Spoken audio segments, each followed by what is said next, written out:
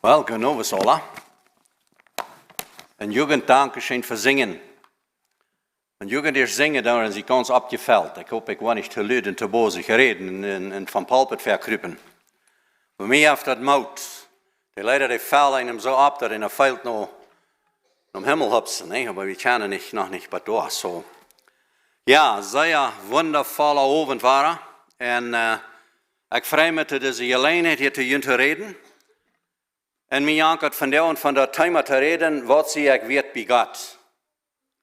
En in dem war ich, dat we ons zelfs mal met brieven doen. We horen van het leid dat praten God, ja, neem je ons als ik zie. En weet je wat we hebben God, die doet.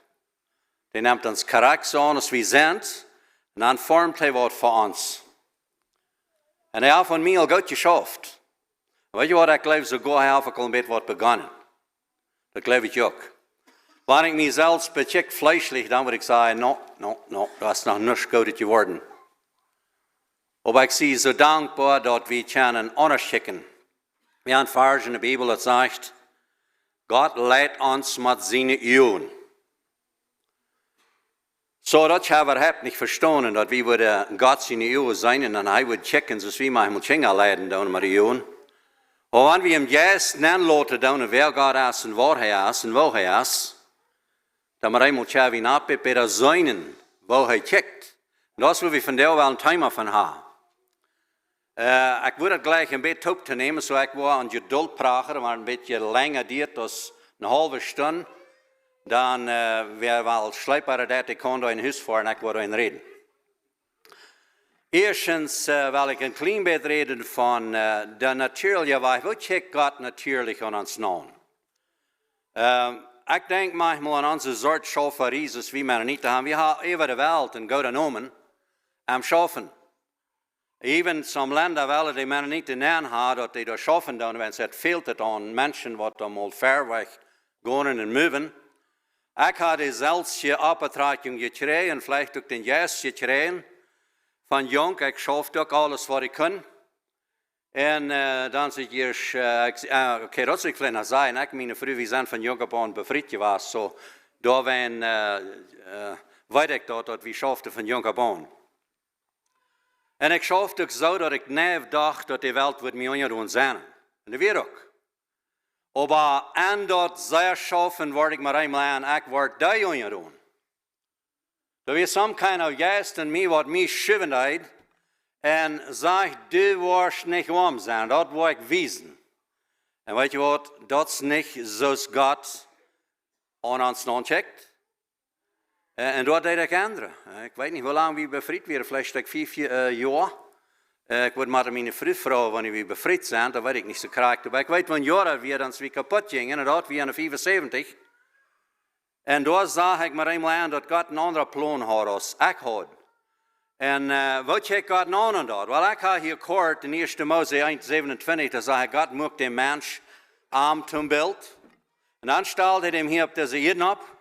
En zijn plan weer dat we ons voor de Eden doen maken. En ik geloof we als christen, ik wil ons christen aan, want ik geloof we zijn, en ik vertrouw dat we zijn, dat we als christen zullen ons deze wereld doen maken. We zullen schaffen, we zullen herrschen over alle tieren, over de bomen, over alles wat hij is. Ja, dat is wat God expect dat we doen worden. Hij erwaart dat van ons, dat we worden vruchtbaar zijn, productief zijn. Something aan hand brengen, dat mensen worden nutzen krijgen ervan. En ik geloof, hij heeft de mannen niet dat hij gemerkt, dat hij wil hebben, die zullen er zijn, omdat al die arme mensen wat niet schaffen willen, ook nog zullen eten kunnen. En dat wordt wie zijn. Zo laat ik me van God zijn ogen leiden, en ik kijk dus nog. We hebben zeer goede goden om schaffen. En ik geloof ganz zeker, God heeft ons die geeft. En we zullen het nutzen. En schaffen, de wereld ongedaan maken. En zo wat zegt het? We zullen herrschen over de vers, over de tieren, over de veel. En valt de hier op. En ik geloof een stoot weer de mannen niet ook een schwank met die hier opvallen. We laten het hier in ogen laten. Die hebben niet meer zoveel dingen als die maar hadden. Want mijn vriendje heeft van een familie van 17. En ik doe van 8. En wie hadden 8. En nu schijnt ze wat het weinig. So ik weet niet van. We zullen vielleicht het vers lezen. En aber dat is niet mijn ziel, je hier een leren dingen te hebben. Mijn ziel is, dat we wel allemaal checken wat God in ons nou checkt. Wat is zijn ziel met ons? Wat wil hij natuurlijk met ons? Ik weet veel van ons had het bezorgnis wie zijn te zeer materialisch gezonnen. We zijn te zeer uit nog bloos geld maken en boeren en zijn nog akkers, nog land, nog huizen, nog gereedschap te krijgen, dat er voor sure en ze dingen niet warm zijn. En ik geloof ook dat is de val. Maar ik geloof, wanneer we daar willen van reden, dan zullen we niet van de eerde reden, dan zullen we reden van vielleicht 7 met habjährige regiet.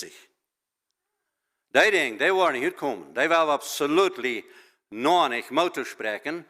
Maar meer habgier en meer jeets en meer natuurlijk het hebben goed zijn en onze fuppen aan te krijgen.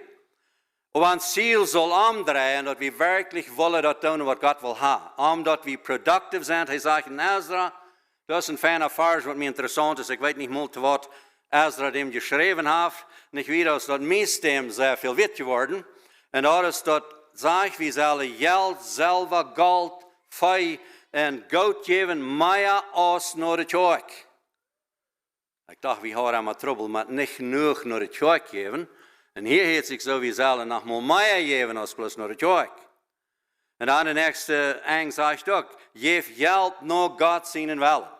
En weet je wat, dit is wat ik zo non-check, dat God checkt op ons daarop en op, wie worden dat hier merken. Wanneer arme mensen zijn, wanneer mensen hongeren, wie worden ons kamer, dat is hoe hij oprechnet. Hij heeft ons deze responsibility gegeven en hij heeft ons de gave gegeven te schaffen, te produceren en omdat mensen worden leven kunnen. Zo ik wil niet lang van dat reden, maar het is een korte dingetje waar we zitten, waar God in ons non-checkt en dat we wel ons dan aanloden. Doe we dat. Al deze dingen moet je doen merken. En ik denk, manchmal, ik zal daar vielleicht niet nu van reden, waar ik morgen ben. Maar al die niemoedje dingen wat we hebben, zijn die ons ongedoen, zijn die zeer waardevol. We willen, ik zie zeer dankbaar dat die nieuwe technologie gekomen is. We kunnen zo beschikken van daarom. Natuurlijk, zeer veel meer dingen kunnen we beschikken als we kunnen. Maar één ding, dat kunnen we nog niet meer tijd hebben. Dat blijft dan maar nog bij 24 stunden, een dag. Zo dat is het niet. Maar we kunnen zeer beschikken. Die nächste ding, wil ik nog een ding zeggen, wo God aan ons non-checkt. En dat is vleeselijk. Wo checkt God aan ons vleeselijk non? Hij checkt ons aan dat we zijn gevangen door een geweldige teuflische macht.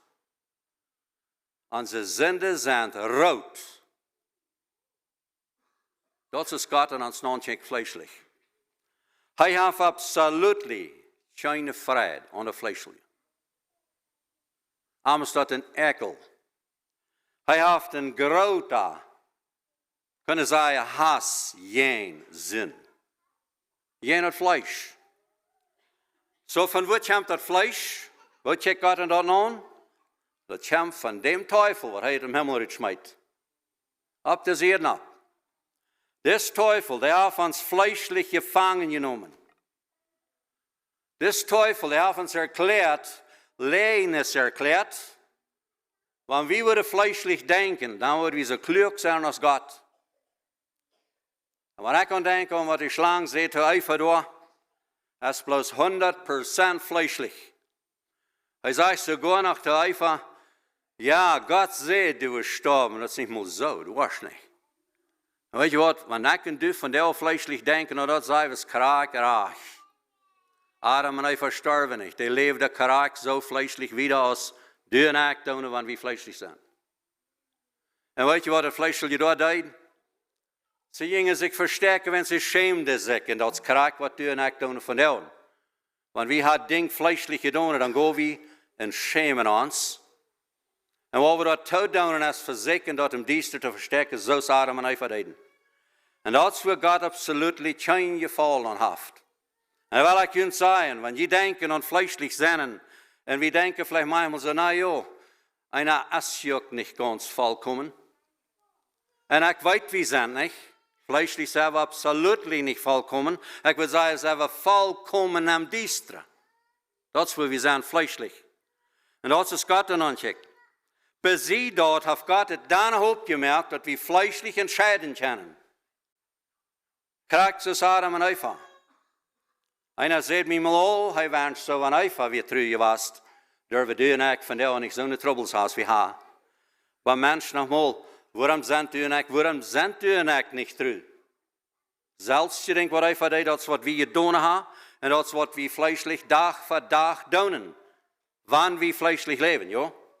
En dat is dus Gott in ons. Zo we niet lang grabbelen over dat. Ik ga in onze Seelsorge arbeid. Da hat ja immer diese vier Dinge, natürlich, fleischlich, seelisch und geistlich. Und wir dealen mit den vier Dingen. Ich sage immer, das sind die vier Beings, was wir sind, jo? Entweder oder wir sind fleischlich, oder wir denken natürlich, oder wir sind in der Seele vertieft, oder sogar geistlich. Ein Seelsorger sagt mal zu mir, wo fängst du das Fleischliche her? Die Bibel lehrt das nicht. Die Bibel die lehrt bloß, Gott hat uns gemerkt, das Körper, Seele und Geist.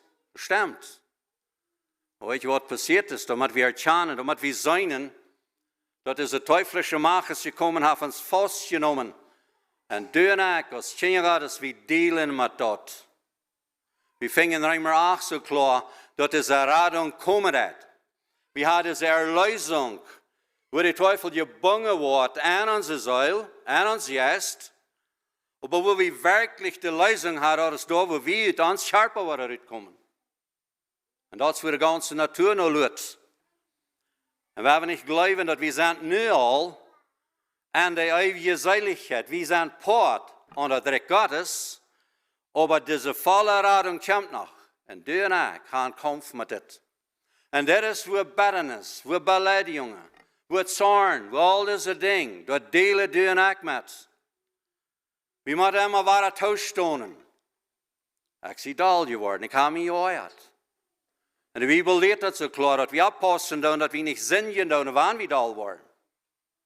Und dass wir nicht in Last fallen, und wann die Gedanken kommen. Und Gottes Wort ist scharf und zweischneidiges Schwert. Das kann das in Geist und die Seele hineindeilen. Und das kann uns Sinn und unsere Gedanken hineindeilen. Und das ist, wo wir mit dealen tun. So, das ist das fleischliche Part. Das ist, was Gott sein hat. Und Gott sagt dort, dass der rein kein Weg für mich und die wir jemals glücklich zu werden, ohne dass er was tun würde. Und das ist, was er hat. Und da wenn läuft er uns so. Er läuft nicht den Sinn, er läuft nicht das Fleischel, ja? Aber er läuft uns aus Seil.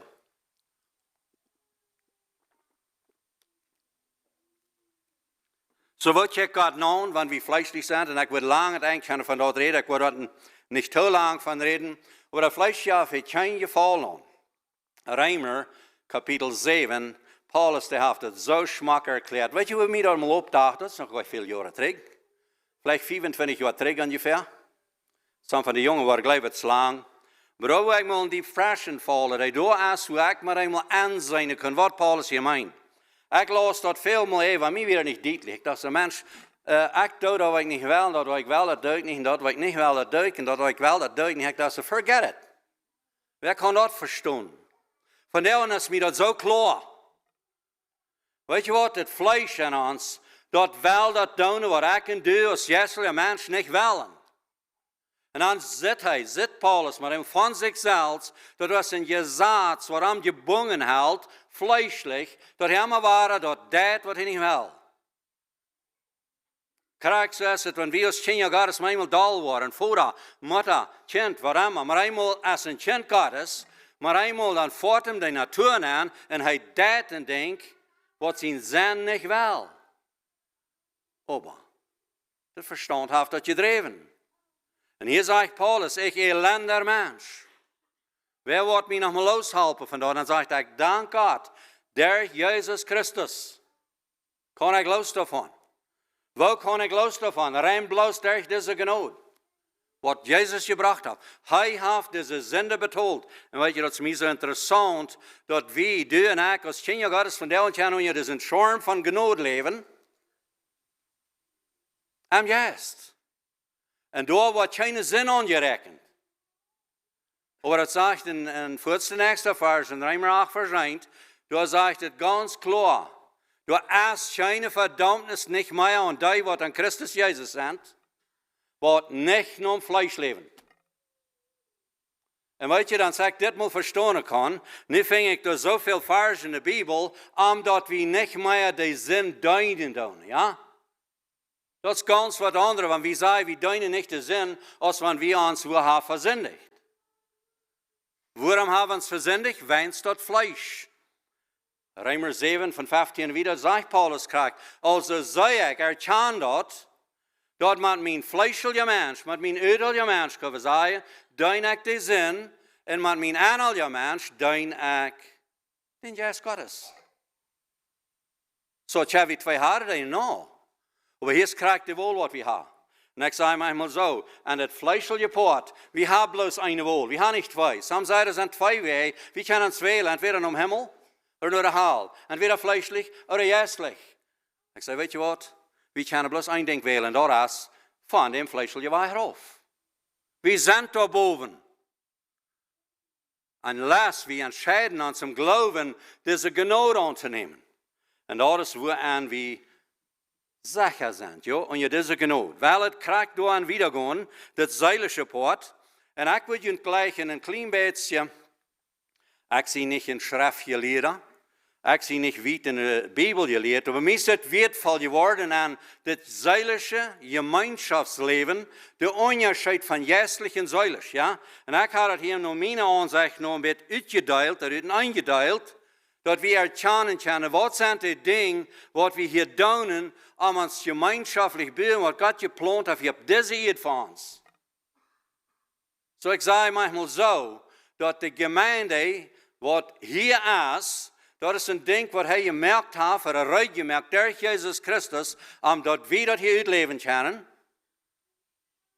Maar in Himmel, daar zijn we direct in connection met Jezus. En we hebben veel roots van dit. Nou, wij krijgen dit zeilische aangaan, waar God aan ons aancheckt.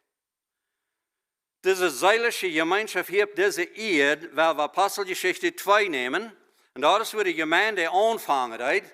En ik weet het al lang zo verstaan, dat wanneer we dit hoop zijn van daar, dan hebben we een geestelijke gemeenschap, oké? En dat wil ik ook niet wegnemen. Ik hoop, die hebben al een geestelijke gemeenschap. Maar wat ik hier met jullie doe, dat is een zeilische fout voor jullie, omdat je kan geestelijk met God connecten. En dat is wat ik zomaar zal van reden, dat wanneer dat niet in jullie hart een werking wordt geven, dan leeft dat wat God is niet in jullie. En wanneer dat durch deze gemeenschap niet wordt een geestelijke connection geven, dan helpt je dat niet. Dat is waar vele van ons mensen willen bijna wonen. We geloven aan deze, nu ik eens oppassen, ik hoop niet dat we geloven, maar we denken veel is dat onze gemeente is, onze gemeenschap, waar we geestelijk leven, ik hoop dat wordt ons naar Himmel brengen. Maar deze gemeenschap, wat we hier hebben, dat is een ding wat God gemerkt heeft, omdat hij kan connecten met ons. En dat zijn einfache Sachen, wat ik manchmal sage, dat jeft niet Christen van de Gemeinde, dat jeft een Gemeinde van Christen. Nou, wat we klar hebben. Dat Gott durch de Gemeinde Gemeinschaft uitbrengen, ja. Maar durch de Gemeinschaft kan een mens connection krijgen met God. En dat is wat God aan ons aancheckt, dat we deze Gemeinschaft, deze zeilische Gemeinschaft, hier aan ons wordt uitleven, omdat ons hart opgeeft voor de waarheid en dat hij direct connecten kan met ons en wie maar aan. Zoals het gebed zegt, onze Vader in de hemel. Dan zegt het, dien wille zal passeren hier op hier wat im hemel passeert. En dat is dat geestelijke connection. En daar wil ik een klein beetje van reden, wat God aan ons aancheckt in dit. En wanneer we dat worden verstaan, dan wordt het dat klarer zijn, dat wanneer we toch maar eenmaal zijn taal geworden, oder sogar in depression gekomen, oder sogar vanmiddag stond je samen op en zeiden ze hadden trouble met angst. Wel, weet je wat ganz krijgt, die verangste, verbrokene harten, dat God niet verachten. Maar wij willen denken dat wanneer God dat niet verachten, dat is niet zijn plan, dat we daar binnen blijven. Hij wil ons eruit helpen. En daartoe brauchen wir diese Gemeinschaft. Apostelgeschichte 2,38. Woher wir kommen nach dieser Gemeinschaft, das ist durch Buße, Taufe und Vergebung von der Sünden. So Buße, wenn ich da Plattdeutsch soll sagen, dann meint, ich sehe euch. Das ist Buße. Ich gehe euch den Weg. Dann tue ich Buße. Wel, bloos van zijn, ik zie aan, ik zie niet geraad. Dan het nächste bruk weer de taufe. En dat meint niet het woord. Dat meint de reinwaschung van zin en hart. En dat meint ook niet bloos dat de Bijbel het zegt, dat meint dat we dat beleven. Dat we vrij worden. Dat is de taufe hier. En durch dat erkennen we deze vergeving van zin. En wanneer we dat erkennen doen, van bussen doen, van ons reinwaschen laten durch dat Kreuz Christi, dan worden we deze vergeving van zin ervaren. Wo ervaren? Durch den Glauben wordt het een action krijgen aan ons zeilige leven, wo we direct jesselje gemeenschap krijgen met God. Dat is waar we am kennen leren. En een klein beetje meer van deze zeilige gemeenschap, daar komen onze emotions aan, daar komen de visions aan, openbaringen komen dan aan, stemmen wat we hier in durch Gottes Wort nicht im Ohr, op eine Seil. En dat is waar deze ding waarheid worden, dat ding passeren dan. En daar ben het we deze go van deze gest. En manchmal denken we zo, viele mensen denken zo, dat met kraak beam taufe, dan rutscht de hele gest ons aan. Oder kraak met een zeilzorger te beden, dan maar eenmaal kämpt de gest als ze benaan. Weet je wat is gest? God is als bloos die, wat kraak zo is de waarheid is. Daar wo du wirklich Wahrheit in dein Hart beleven hast, da ist, was das jetzt Gottes nankommen hat. Een andere wird können sein, wer jährlich wahre geboren ist, der ist eine Wahrheit angekommen. Das ist, was passieren hat. Krijgt es in je beden, wanneer we beden, dan meint bloß, we waren ehrlich waren, ja? We waren so waren, als we zijn. Als we zullen zijn, kunnen we zijn. Ohne das Fleisch. So, en dan hebben we een daar is ervaren, deze verheitung en deze beroeping als Kinder Gottes, die we doorkrijgen. Wo zijn? God zijn Jes jaft aanzeugnis dat we zijn Kinder zijn. En wat is dat van Jes wat aanzeugnis jaft? Dat is de Jes van waarheid. En dat is wat we hier bijna beleven. En dat is wat God berekent dat we dat woord schreeuwen. We worden het action nemen op dat. Laat je in te raden van dat verbiesterde generation. Wat vond? Door we een vlees leven doen. Eva deed, Adam deed, du deed, snack do. We leven aan dat, joh. Wel, ik hoop we doen het nu niet, maar we gaan. En we zijn nog met dat omgeven. We zijn nog helemaal in deze wereld, waar we met dit delen doen. We moeten klaar hebben, wem we dienen doen. Waar we een knaag zijn tot ons vlees. En ik leg manchmal zo te zijn. Sommige mensen die zeggen, nou ja, weet je wat, God? Du weet hoe sterk de teufel is. En zo is de teufel me proeven dat, please, doe me vergeven. Werkelijk, we komen wieder, wanneer we zelfs toestaan dat het zie ik. Ik kan entscheiden, dem Teufel te doen. Ik leg Geschichte te vertellen. Ik had mijn man, die phoned me, en we hadden juist, en wil ik zo voorts aankomen. Wel, ik kende hem al. Ik wil niet alle mensen zo zijn, maar dat is hem duidelijk. Zei ik, mij past dat niet. Ik ga juist. Oh, zeg ik, weet je wat, ik zie een grote angst. En wanneer du niet voorts aankomt, dan wil ik met leven nemen. Dat strang gaat je al uithangen en ik wil met leven nemen. Oh, oké. Zei, wanneer du die was het leven nemen, dan brok ik je heppel niet komen. Oh, dan vang ik aan te roeren. Dan zeg ik dan, nou weet je, ik wil dat niet. Maar de teufel die zegt, du maatst. Wel, ik zei, Tom, wanneer du dem Teufel dat zorg je, dat is je die wohl.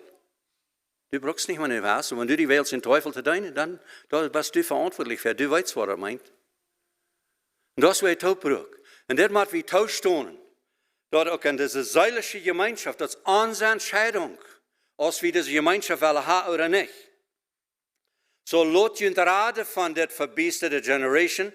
En weet je wat, dat is ganz einfach kort in een pakket genomen is, dat du bist schuldig. Dat is de generation waar we bijna weer. Fleischlich, du bist schuldig. Nu, wanneer we schon kennen, dat we zijn te mengen met dat, dan maar eenmaal zeggen we, ik zie schuldig. Ik zie erg. Dat is dat aanbrengen. Dat is bussen doen. Dat is de bekering. Zo, ik leg met de bekering en de ware gebeurt van dit generation een beetje verschillend te nemen. Een bekering is een entscheiding. En wie maar ons entscheiden te laten raden van dit generation, joh, van de oude generation. En weet je wat hier passiert in deze eerste gemeente? Durch wo Petrus dan mal klaar durch dem Geist. Van de waarheid, en dan zegt hij ganz einfach, Je hat Jesus Christus gekreuzigt. En van dem dat ik hier reden, dem wordt je dood merken deuten, ja. Maar ganz platisch, wel, vielleicht have nicht platisch könnt, aber ganz eigen direkt seht ihr die Wahrheit. En dat is wat de Geest Gottes om openbaren, deze waarheid. Weet je wat, wanneer we de waarheid reden, dan dat is manchmal wij. En wanneer we de waarheid toestaan, dan dat is manchmal wij. Wat dat wij? Ons vlees. Dat is recht. Want zijn Geest leeft op. En dat is wat hier passiert. Er worden 3000. Wat? Getauft. En komen tot de gemeinde. Zo weer is al om Himmel? Nou. Hier ist diese Gemeinschaft, diese seelische Gemeinschaft, was da passieren wird, wo sie anfangen, Connection zu kriegen, mit diesem Geist Gottes, durch Gemeinschaft, durch Leben.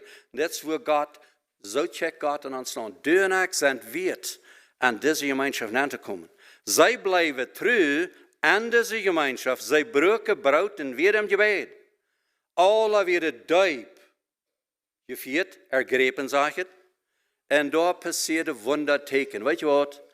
Deze wondertekens, wat daar passeren vandaag en dag, de oorzaak waarom we manchmal denken, die Wunder passieren nicht erst, wenn wir houden onze ogen toe. We hebben mal opmerken en checken, wat deed God alle voor Wunder. Ik en mijn vrouw, we zijn dankbaar dat we de laatste jaren kunnen met aanzien. Wo Gott schaffen hat, wo Wunder passieren. Und ich will Ihnen eine Reihe Wunder vertellen. Wo wir nicht mal an dachten und verbeten, wie die bloß Menschen mal Jesus Christus an Wahrheit erklären, was er von uns recken und was er mit uns will. Und das, wo Menschen mal einmal freie Horte kriegen, und weet je wat, sogar ihre Kappreiting ging weg. Reges worden beter. Mehl worden geheilt. Wat ze eerst dachten, wat we met operations hadden, dat is alle weggegaan. En dat zijn vandaag niet Wunder.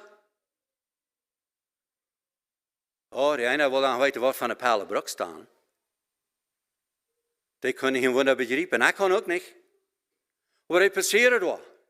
En wat zijn geraten Wunders, wanneer een mens een toegesloten het hart heeft, en hij is verbeterd en daal, dat hij niet vorig wordt met zijn partner. En bijna een paar minuten heeft hij opent het vrije hart en hij vergeet en voelt den broeder aan en dat is hem goed. Zo weet je waarom we niet zijn dat dat een Wunder is, en wens we gaan niet doen op. We gaan niet ons hart op om zijn wat passiert is. En dat is wat God oprechnet heeft. Hij verspreekt ons. En Markus, 16 kapitel, laatste ding, dat zegt hij, die tekens wat er vallen waren van die wat er geloven. Wat passiert met die? Whatever dat meint, wenn es sagt, Schlangen abheben oder ab Schlangen gehen, dat is mir nicht krijg deutlich, dass wir nicht solche Klopperschlangen hineinholen gehen erboven. Teufels zurückdrijven, dat is mir ein bisschen klarer. Aber mir ist es sehr klar, dass wir als Kinder Gottes, Gott rechnet auf, dass er uns kann schicken, an de oorste Welt nemen en de rade zuilen. En de oorste grootste ding, kan we aankomen en helpen mensen eruit, wat ons niet schoden. En ik geloof dat is wat hij van slangen redt. Die geschichte wil ik nu niet vertellen, maar einer vertelt, waar hij zich naar bar bekeerd had. En dat we een bruid, een vriend, wat naar hem gekomen weer naar de bar en had hem bloos de hand aan mijn scholle gelegd en gezegd, bruid, ik bang me naar die, ik wens de kus gered worden. Die bekeert zich daar aan de bar. En dat is wat op slangen gaan is. We willen geen mensen rood naar de bar gaan. We willen hebben zeggen, goed, dat ik moet mensen bekeren. Dat kost dat voor dan is in de bar. Wat is dat uit? En dat passiert. En dat is wat we kennen. God rekent op, we hadden kracht. Alle wir in deze gemeenschap hoop, zij deelden aan zoals het nodig was. En ik leg je een bijspel van deel te merken van, ik geloof dat dit is een verzuipen, wenn ze vingen dat naar Ananias en Sapphira, dat hij ook een beetje verkaufen weer aantruimen met dat. Maar ik wil gleich je van deel aan te bieden. Hast du nog een beetje haben Gott? Nicht dort tussen bij din heim met die grote farmerie, ik meen aan din hart. Hast du von deel nog wat eeuwig wat du im hart hast? En ik red niet van go wie even naar de arm, ik red van bitternis, beleid, jongen, angst, Als dat nog dient, bist du eenzamer voor de angst wat du hast? Bist du eenzamer voor de bitternis wat du hast? Oder de Beleidigung? Dan wordt ik gleich die aanbieden dat van jou te verkaufen. En ja, dat hebben we niet maar ons verstaan, wenn es wanneer ik mijn bitternis jint wordt wel verkaufen, hoeveel wordt je beiden? Niets. Keiner wordt een cent geven van mijn bitternis. En weet je wat, wie hebben Jezus dat? Dat is wellig, wenn du von der bitternis hast, wenn du von der Beleidigung hast oder Angst, heißt wellig, die in Frieden zu geben. Eine Freiheit zu geben im Hart vor deine bitternis. Dat is wat Jezus wil hebben. En weet je wat we dan kunnen doen? Verkaufen dat mal aan Jezus en laten ons ervallen. Dan gaan we gewoon uitdelen. Krijg dem bij met veel. En dit is wat Gottes woord leren heeft. Ik denk aan Mozes. Dan zei hij dan wist hij weer. Maar wat zegt God dat aan? Dan zei zeker openbaar. Hij zegt, ga naar Farao, van daar waar je uitgekleefd bent. Du dacht, ze wil je doodmerken. Ga daarheen. Wat zegt dat tegen Elia? Ga naar Ahab, daar waar je uitgestoken weer. En weet je, dat is een beetje hard te junt. Maar dat is wat God die wordt doen. Want du was die bitternis verkaufen, dan wordt hij die doorheen schikken, waar du verbitterd bent. En daar wil hij zijn wunder doen. Zo als hij Mozes is een stok af. Eerst smijt hij den voet en wordt het een slang. En dan pakt hij hem om zeil en dan weer een stok. En van daar aan weer de stok de kracht en alles. En dat is wat du met die bitternis en die beleiding kan doen. Verkaufen, dan was je zijn wat van teufel de rest van die je was. Du was zijn wat het deed. Ik leer ganz avonds wat fresh, wat een bitternis weer. En vielleicht had je dat al geleerd, aber mij weer een fijne bijspel. Dus einer zegt hem, een bitternis is, zoals wenn du eens een kuffel jaf nemen en drinken dat uit en hopen jaren we dood kunnen. Is dat kleiner erklärt? Dat is wat het is. En weet je wat? We hebben een Herr Jezus. Die wil zo jaren. Die werden ons nemen. En hij wil ons een vrede en een vrijheid geven dafür. En dit brauchen we alle aan deze zuilige gemeenschap te beleven. 45. vers. Zij deelde een nood durf doen als iedereen dat veel. 46. vers. Zij werden amatoop. Breuken brood. Met vreden. Zij loofden God en vingen vrede volk. En de Heer viert mensen tot de gemeenschap wat geraad worden. Weet je wat? Ik leef. Na deze werk. Dan worden we alle feilen. Niet plus feilen. Geloven en gaan mensen raden. En dat durven we niet naar Afrika voor. We gaan nu hier. En wat meint dat? We worden deze diepe lijf gekregen aan ons hart.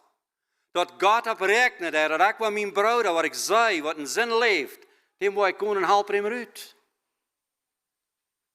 En daar worden wunder passeren. Krijg es hier. Daar passeren tekens en wunder, zegt het in 43. vers. En dat is wat hier passeren kan. Niet bloos hier, over de ganze wereld. Uitroepen. God wat je uitroepen. Beroepen. Hij is er feier. We hebben die beroeping wat we hebben waardig uitleven. Duimietig. Wat meint dat woord duimietig?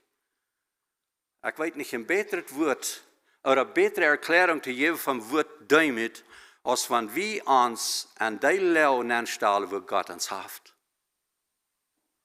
We doen zoveel mal ons aanhalja versterkt naar hoogmoed brücken zijn, wel, ik heb vielleicht niet de gove daartoe. Ik kan dat niet. Jana heeft zoveel beter goven. Dat is één ding. Dat andere denkt, nou ja, weet je wat, wanneer ik doorgaan ga, dan kom ik in trouble. Dan wordt Jana mij dol worden. Wat dat doet, is Jana dol wordt er niet.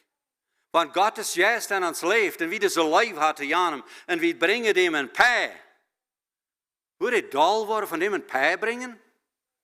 Een geschenk brengen?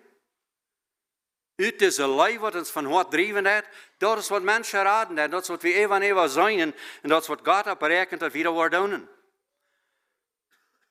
Hij viert mensen tot de gemeente wat geraad worden. Kolosser 3 vers 13, verdreigt en vergeef je ondereinander, zo als Christus. We hebben een fijne moed. Niet bloos als onze kerk dat heeft.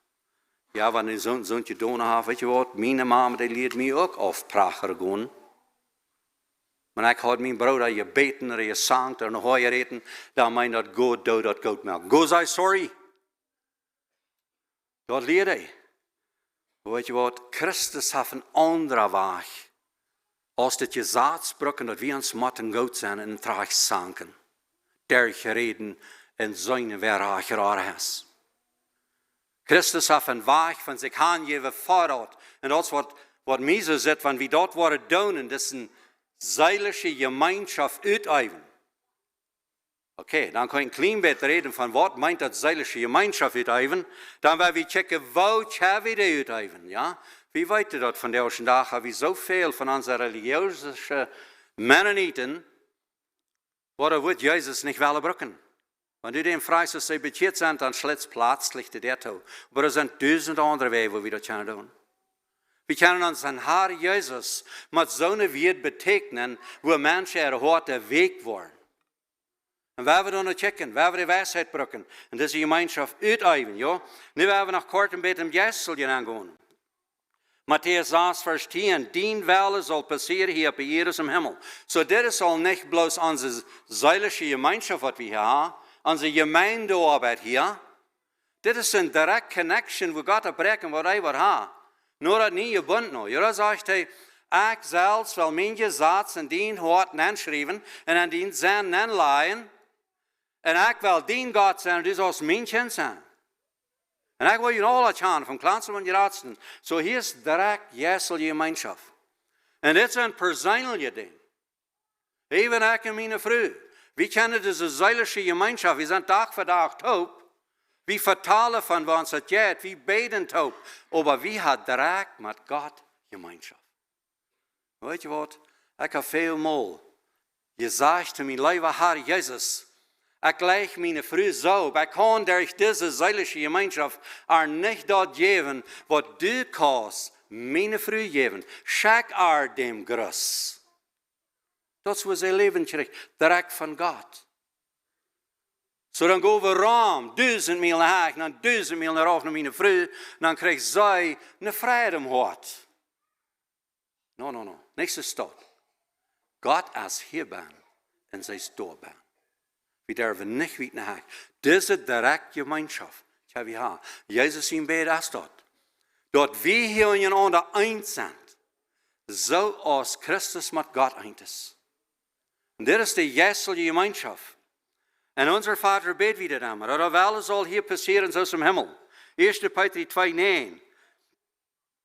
Dat zijn 8 vers. Je zegt het, je zendt dat uitgewählte volk, königliche priestertum, en heiligt volk, uit de duisternis zum wunderbaren licht beroepen. Man, hier zijn hooggeleerde weer binnen.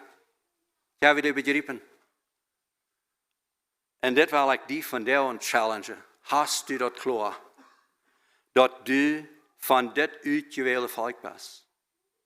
En ik red niet van wat de Bijbel zegt. Ik red van wat is in die hart. Als deze zaken een klaarheid aan die, dat du van die levende rade Heer Jezus Christus ganz klaarheid hast, dat hij held die vooruitgewählt. Waar hij zelfs met zijn leven betoeld heeft. Uit de duisternis, teuflische macht, waar de teufel is en ons verzegt, maar alle gewalt in de hel aan te krijgen. En wanneer dat niet kan, dan wil ons wens losschreeuwen van God. Hast du dat klaar in die hart, dat du een uitgewählte bent. En niet plus dat. Zoals dat volk Israël vrij aan Chainig bracht om er kriegen gewinnen. Hast du klaar dat du dat Chainigtum aan die zelfs hast. Du hast dus een almacht en yes Gottes, wat van de eeuwigste macht, wat we niet anders nog van weten als alleen God, dem hast du aan die. En wo zullen we danach stroochelen?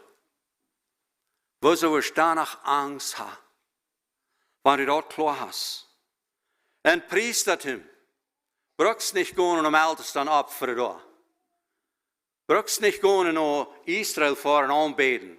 Graag daar waar du bist, dat waar God zelfs is. En daar als we dezelfde priester binnen woont, wat die de zonde alle betoeld heeft en die de simpel verjaft.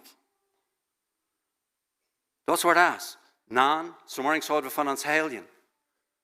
En weet je wat, ik geef je niet veel tijd. Ik ga vertrouwen, je hebt alle heiligd. Maar wel je nu deze komende week. Maar wel je leren met de laatste over dat je was, nou wel je dan moet zijn als je kan. Dit is een entscheiding wat je kan doen. En dit om geloven aan te nemen. Deze heiligheid, die is hier on ons. Dat ga je aannemen en door bijna leven. En dat is wat God berekent. Hij heeft het alle voor je.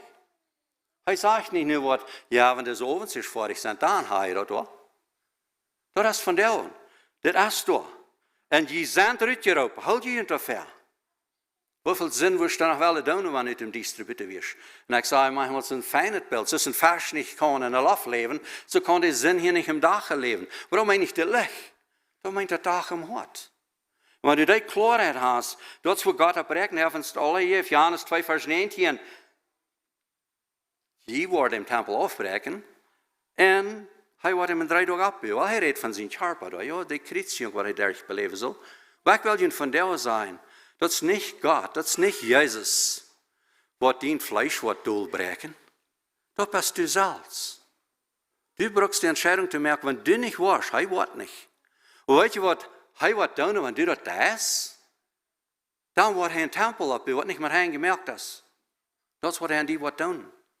Maar wie brauchen die Entscheidung te maken? De gelegenheid heeft hij ons gegeven, dat we dat kunnen doen. Wat van tempel wil hij opbouwen? Graag zo'n wat niet meer hen gemerkt is. Apostelgeschichte 7:48.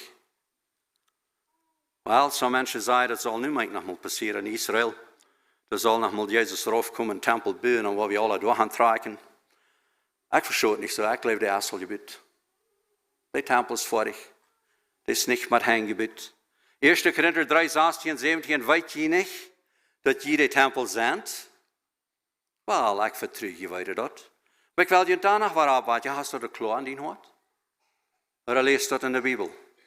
En ik wil absoluut niet de Bijbel verachten, verstoot me niet zo. Wens dat is hoe ik ben leven. En dat is hoe ik al deze dingen uitschreeuwen doe. Maar wanneer ik bloos de Bijbel lees en de rest niet im hart, dan kan ik die niet verstaan. Dan wordt bij mij dat niet waarheid. Wanneer ik hier lees dat hij daar mijn zonde vergeven en ik vraag en beden en dat staat waar en dat passeert niet, dan kan ik niet verstaan. Dan geloof ik God is niet graag. En dat is ook waarom we veel niet wel aan ons te beden. Ja, ik weet niet wat God gaat doen. En ik heb al veel gebeden, dat weet niet wat er nu. Weet je wat, dan zijn we diesta. Dan zijn we blind, we kunnen niet zijn. Ik zei maar, beden is ons opgave. Krijgt ze de tempel. Den tempel doorbreken, onze oude generation doorbreken, dat is onze opgave. Maar hem opbouwen waar hij. Zo is man gebed. Beden is onze opgave, die beantwoorden dat zijn opgave. Waar we de antwoord nemen, wat hij ja, veelmaal dan geloof je, hij wordt zo ons antwoord en niet dat anders. Dan gaan we hem niet verstaan. Waarom? Wenn sie checken fleischlich aan die dingen aan. Zo weet je niet dat jede tempel zijn, de Jezus Gottes woont aan junt. Wer den verdorft, den wordt ik verdorven, zegt Jezus. Zo, we vingen hier ook nog jun charpa, 1 Korinther 6, 19 en 20, daar zei hij, jun charpa is de tempel. Wel, ik geloof dat, wens de zuil, die leeft aan mijn charpa. Zo, een andere woord kan ik zeggen, ik heb niet een zuil, ik zie een zuil. Maar ik heb een charpa. Zoals een voorman kwam en bracht hem die treden erop gereden, zo bracht God een beetje eetklampen van vlees gemerkt. En daar hebben we de zuilbaan om die om hemel te gereden. En dat we dat klaar hebben. Zo wie zijn de tempel? Nu nog een uitleg, want du dem was verdorven. Maar wat kost dem tempel verdorven? Met beter zijn. Met angst hebben. Met beleidigd worden. Maar niet geloven, dan wordt de tempel, wat hij opbouwd heeft, verdorven. En dan, weet je wat, dan wordt hij ons verdorven, wat ons juist. Ik heb een beeldje mal thuis, wat ik brug te mensen erklären. Ik zei, God zijn juist, die komt in ons hart nemen, wat we het zijn aan wel, onze zuil nemen. En ons jes rest aan dem jes. So mijn jes en God zijn jes zijn twee jes dat wat in mijn hart zijn. En die heilige jes, wat God zijn is, wat hij aangeplant heeft, die laat mijn jes weten. En wat ik zie. Dan zegt de Bibel, wie weten niet meer, wie beten zullen. Maar wens God zijn jes aan ons woont en zo krijg weet, wo ons jes zich feilt, dan dat God zijn jes bij aan en brengt dich aanstoen voor ons. Weet je wat deze Sache hat? Manchmal reden ze van Heilsgewissheit. Ik weet niet of jeder wird kann. Wirklich het om te drehen, sei Vergebungsgewissheit. Hast du klar, dat du wirklich vergiftet bist und dat Gott door berekent, du wirst het aannemen. Dat is een geschenk wat hij geeft. Dat is hoe hij berekent dat, ja. So, je zendt de tempel naar het nieuwe bund. Dat is in 2 Korinther 6:16. Ik hoor hier schon een beetje van het nieuwe bund. En weet je wat dat nieuwe bund is? Ik maak me zonnebeelden. Dat eerst mocht hij mal van Mozes in de bundeslade, ja. Dat weer het oude bund. En dat hij dan gezegd nemen, omdat we schließlich en endlich nog mal zullen zijn, dat we verloren zijn daar weer. Der ist das gezegd, wijst ons dat we verloren zijn. Maar dat raadt ons niet. Dat wijst ons bloß, hoe slecht we zijn. Dat wijst dat we in mijn komen. Dat wijst dat we maar zeggen, oh, ik elender mens. Maar dat is niet de Radung. Dat is bloß om wijzen dat we naar Radung brücken. En dat nieuwe bund, dat is wat God gedaan heeft lang. Ik weet niet waar is het 500 jaar terug. We dan Jeremia mal, ik meen 500 jaar voor Christus. Hoe hij Jeremia om openbaren deed. So hij wil wat niet merken, want het eerste wenig goud. En dat is wat doen ik van daar bijna leven. No dat bund no, dan zijn we des tempel. En we zijn die gekocht met Jezus Christus zijn bloed. God zijn barmherzige genade, durch Jezus, heeft hij ons aangezaat aan het hemelse. En groot der Reichtum van genade, niet uit onze woordje, dat zijn arbeid. Als een Beispiel genomen, dat we zijn arbeid zijn, zijn werk zijn, kunnen we zeggen, dan gelijk wordt manche van ons maar zeggen, ik zie manchmal niks geweest. Gott hat mir manchmal gesagt, go. En ik zei, no, mijn kleine broeder kan. Ik wil niet. Ik zie schuldig aan. Weet je wat? Ik kan met dat om kruis gaan en God neemt me waar aan. En dat is een ding wat mij wichtig is, dat we checken doen. Wat checkt God aan ons aan? Wat heeft hij op je rekend? We hebben zoveel beelden wat we ons kunnen merken. Jo, ik zie zo beloden manchmal. Ik praat zo, God, please help me mal waren. En dat je nog manchmal sogar vergeven. Ik mijn praten God, dat hij zal je helpen, dat je kan vergeven. Is dat een recht gebed? Ik geloof vergeven als onze opgave.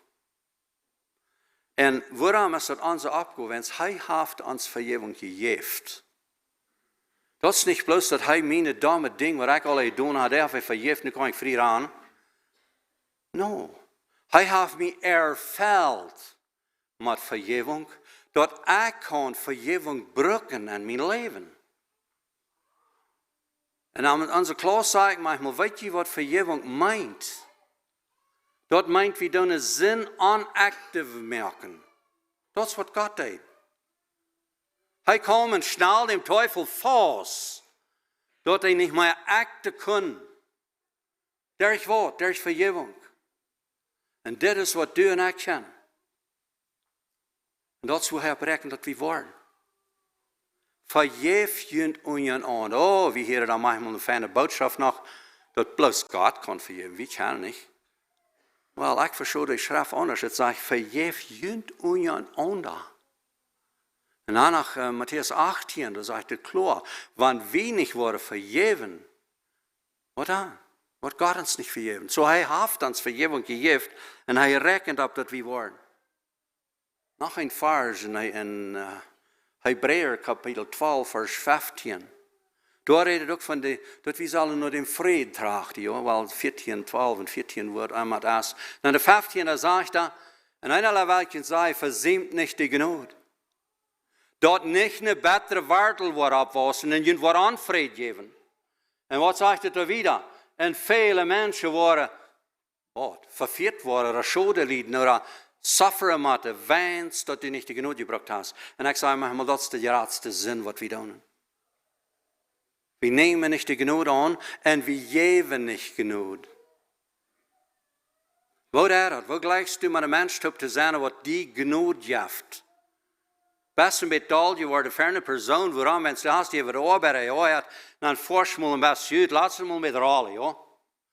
Dan zegt de broeder te die, dat is oké. Ik weet dat du meinst dat niet zo schlimm. Jij er niet schijn met zijn broeder? Dat is Gnade. Als het raar van we zijn ouder wordt, dan moet je reed, ja. Ik weet maar een missionary die zei, dort in Bolivia, hij zei, die koeien daar, maar deze ik bekeerde dat hij 2 jaar wens wat hij op hier moet stelen. Ha, dat weer mij vannig. Nou, men zegt, wat we mannen niet, en wanneer we ons bekeerde, dit unbedingt 2 jaar wat we op hier moet af te reden, niet? Wel, ik had wens al 20 jaar dan. Zo af te reden komt dan je stelen. Wat doen we met af te reden? Doodmerken, ja? En dan door maar eenmaal, ik waar je redt, en dan zegt de andere, weet je wat, ja, ik weet wat je zegt, maar dat is oké, ik vergeef die, ik weet dat dat niet helemaal staat. Dat is een vergevende aanstelling. En weet je, dat is wat Jezus ons gegeven heeft. We kunnen het zin onactief merken. We doen veel meer ogen. Maar God kijkt daarop na, dat we worden deze genoeg brukken en die uitleven, omdat niet een betere wartel opwassen dat. Moet vergeven. En dat is genoeg als vergeving. Zo nog een klein beetje wieder. We zijn niet meer Fremde, we zijn heilige Gottes. Bouwt een tempel op dem grond van de profeten, waar Jezus Christus de Eckstein is. En weet je, mij maakt dit een zekerheid. Ik vrij me tot Gottes woord. Wanneer we van Anfang an lezen, wat Adam en Eva beleefd hebben, wat Gott gedaan heeft durch Noah, wat God gedaan heeft durch Abraham, durch Isaac, durch Jacob, durch Mose, durch al deze profeten, met het gezaad en al die beelden. Besonders wat Mose beleefd als een radar voor het volk Israël, voor het oude generation, aan een nieuwe bund, een Rijmer, Korinther, alle wegen, sterren, allemaal waren zo, laat je het raden van de oude vete ere of jaterie. En ik red niet van onze oude vete, ik red van mijn oude vlees. Wat mijn vader, wie ik nog harcht en wie ik nog jink. En dat is waar ik kon van geraad worden. Dat is waar ik kon vrij worden. En weet je wat? Dan zeg ik me mal bekeren dat. Oder ik kon zeggen, wie Jezus mij raden dat. Dan had ik ganz klaar, ik wil voor Jezus schaffen. Ik had ganz klaar, ik wil niet meer zin doen. Maar er kwam een dag, wo ik nog klaarheid kreeg, dat ik wil ophouden met voor Jezus schaffen en ik wil aanloten durch mij schaffen. En dan kom ik naar Epheser kapitel 4. Dat is bloos een Haar, een God, een Taufe, een Glauben. En dat is ons Vader even ons allen, durch ons allen en aan ons allen. Zo ons lieve God, ons lieve Vader. Dat is die wat alles in controle heeft. Dat is even ons. En dat is die wat aan ons woont. Dat is die wat durch ons schaft. En dat is wat God berekend heeft. En dit is waar we brokken een reiniging te beleven. En dat we wellig zijn. En je wil een predia wil gaan. Ik wens je bruiden. Alle hadden klaar. God, wat doe je was brokken? Ik wil gaan. En dat is een wonderschijne arbeid. Werkelijk gewoon mensen dit heil Gottes te brengen. En dat die opleven en waar geboren worden. Dat zijn wertvolle gaven wat hij ons gegeven heeft. En ik heb ganz avond zijn prediker, die zei mal, God deed niet begoofde bruiden wählen. Hij deed gewählte bruiden gaven geven. En mij stemt dat. Maar van wem gewählt? Niet bloos van bruiden. Deze begoofde bruiden en zusters zijn krachtse goed met hem, niet unbedingt als prediker, maar ook als in deze gaven. De eerste go wat we krijgen hebben is dat we uitgewählt zijn. En wanneer we uitgewählt zijn, dan dat hij ons begoven. En dat is waarin we kunnen dat doen wat God wil hebben. Goed, ik wil hier Schluss maken. We hebben nog maar een opstaan beten, please. Himmlische Vader, ik dank die voor deze schöne avond. En ik dank die voor iedereen, wat du durch deinen Geist hast hergebracht. En Herr Jezus, ik bid dat u te dit moment ram Jezus verlengt de banken. En Herr, dat u met die lijve hand al die goven handreiken is. Als je weer er betternis heeft, oder weer angst heeft, oder weer bedreigt is, depression heeft. Herr Jezus, du bist gekommen te heilen. Du bist gekommen te leisen. Und du bist gekommen, ans Licht zu geben, uns frei zu machen. Und nicht bloß dort, du bist auch gekommen zum Erfallen. Ich bete, dass jeder einer, was zwischen dir und ihm Entscheidung gemerkt hat, den Willen zu tun, fall dem ab, mit einem tiefen Frieden im Hart, dass du selbst ein Zeugnis bist für ihn, dass du lebst. Dass hij met Klarheit kann, vorwärts gehen, ohne Zweifel. Herr Jesus, schenk uns diese Werk über deinen Geist und leid uns in alle Wahrheit in Jesu Namen. Amen.